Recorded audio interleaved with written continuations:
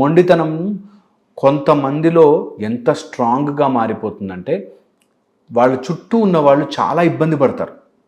అలాంటి మొండితనం గురించి ఈరోజు మాట్లాడుకుంటున్నాం.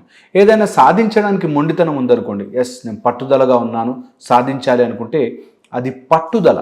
ఒక పని మీద, ఒక జీవిత లక్ష్యం మీద పట్టుదల, మొండితనం ఉండాలి.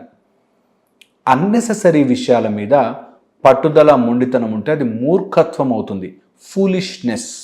ఎందుకు అంటే చిన్న చిన్న విషయాలకి జీవితంలో మన అనుకుంటున్న వాళ్ళని హేట్ చేస్తూ, వాళ్ళని ఇబ్బంది పెడుతూ, మీరు కావాల్సినట్టుగా బ్రతకడం కోసం మీ చుట్టూ ఉన్న ఎన్వైర్న్మెంట్ని బాధ పెడుతున్నారు అంటే అది మొండితనం, చాలా చెడ్డది.